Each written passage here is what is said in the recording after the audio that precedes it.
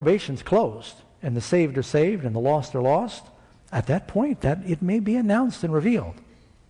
It's not going to have any redeeming value at that time, because the Lord doesn't want us to get ready because we know the date. He wants us to be ready because we know Him. If you're motivated to get ready because you know a date, that's the wrong motive. And it's suspicious when that's what it takes. Another principle on prophecy, biblically, most prophecy is understood in hindsight. Jesus said, John 13, verse 19, "Now I tell you, before it comes to pass, that when it does come to pass, you might believe that I am He." I'm telling you so that after this prophecy happens and you look back and you go, "Oh, He knew this." So you're looking back. Again, John 14, verse 29, another one. "And now I've told you before it comes, that when it does come to pass, you might believe." You know, through history, most prophecy is seen clearly looking back. Now, there are a few exceptions. Daniel was reading the prophecies of Jeremiah when he was in Babylon, and he said, 70 years, we've been here 70 years now, it should be about time for a declaration for us to go home. So, you know, there were some who took advantage of the prophecies, and they knew when the time was near. But even Daniel didn't know the day of that declaration. He knew they were nearing the time when the 70 years were up. Can we know when the coming of Jesus is near? Should we study the signs? Jesus said, look, you look at the weather and you get ready because you can see it's a red sky at night or a red sky in the morning, and you know that usually means something. And so you can, barometric pressure is dropping, you better batten down the hatches. If you look at the weather and you get ready, it says, then you ought to look at the signs of the times and realize what's happening. Now, when we look at the general signs of the times, all the confluence of everything happening in our world, I tell you, it's significant. I think I just shared with you a couple of weeks ago. If you just look at the headlines that finished off 2010, things about North Korea threatens a nuclear war, cholera outbreak in Haiti, 2010 most natural disasters in a generation. I mean, just all these different signs tell us that if Jesus doesn't come, Christ said no flesh would survive. And if the world goes on the way it's going. By the way, I get questions every now and then, Pastor Doug, do you think this economic crisis that we're in right now is a sign that Jesus is coming? Well, yes and no. Yes, in that it shows there's certain instability and we can't be trusting in money. No, in that when I read my Bible, Jesus doesn't say there's going to be great economic stress and then I'll come. He actually says they're building and planting when I come. When, in the days of Noah, were they still building and planting? In the days of Lot, were they out being industrious and investing the day that the end came? Jesus said, as it was in the days of Lot, as it was in the days of Noah, so will it be. I think you're going to see different parts of the world, industry wheels will just be screaming. You're going to see all kinds of things happening. Man is going to be busy, busy, busy, right up until probation closes. So the idea that an economic dip means the end of the world has come, well, it sure feels like that for some people right now. If you're out of a job or you're losing your home, it can feel pretty bad. But no, you have to be careful about saying that's even the sign.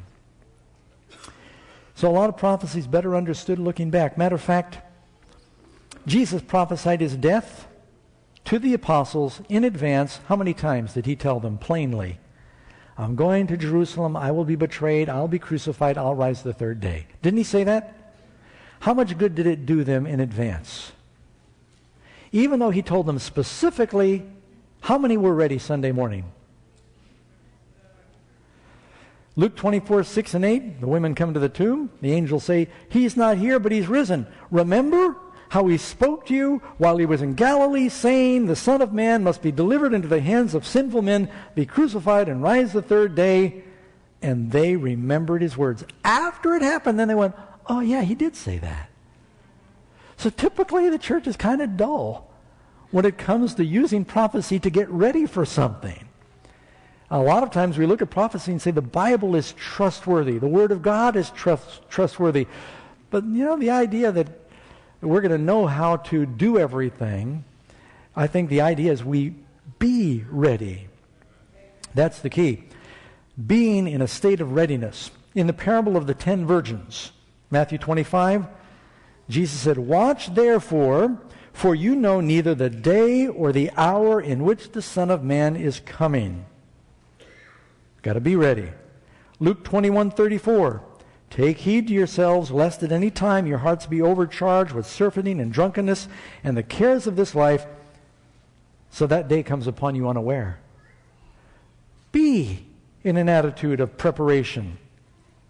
Hebrews 10:25, "Do not forsake the assembling of ourselves together, as the manner of some is, and all the much more as you see the day approaching."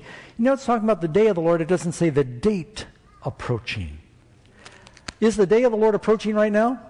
Yeah, we don't know what the date is. We know that there is a day of the Lord that is coming.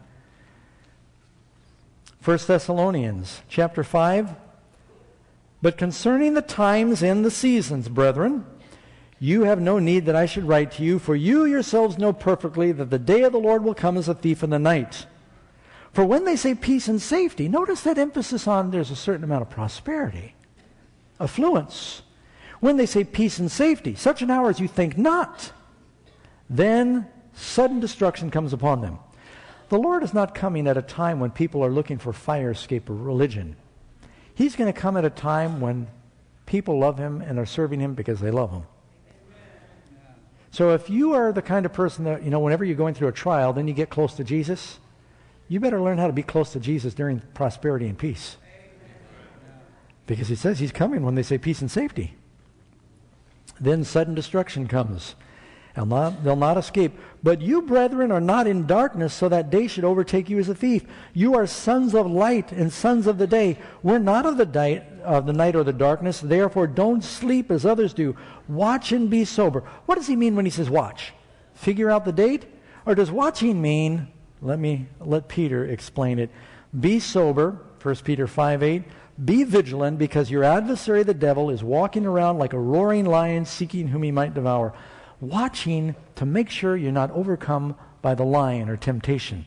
If we're living lives of consistent surrender and obedience, serving the Lord, looking for opportunities to share our faith, you're ready for the Lord's coming. You don't need to worry about what the date is on the calendar, because you're ready every day for the Lord's coming. Why do people want a date?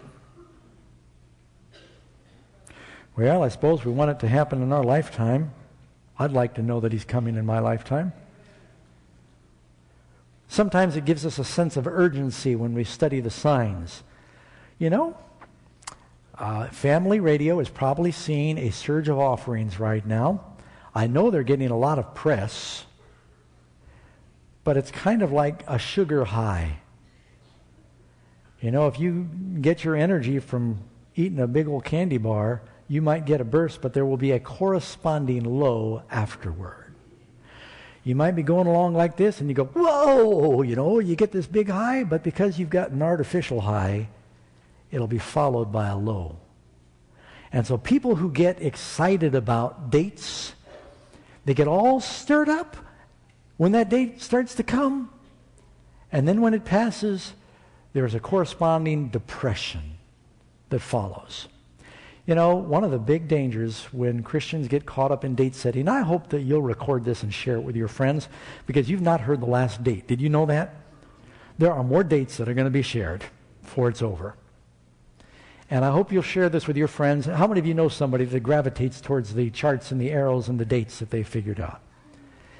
And people love to use Daniel chapter 12, because there are 3 prophetic time periods. I held up 5 fingers and said there are 3 prophetic time periods in Daniel chapter 12. And people love to try and pinpoint the second coming by getting their calculator and manipulating those dates. We may find when we get to heaven there was something in the Bible. But the way I read the warnings of Jesus, don't try to set the date or the hour. He wants us to be ready. How would you live if you thought Jesus was coming in a month? Live like that now for the next, till he does come. Just be that way. Because he is coming. Do you believe that? And please, it's always a little depressing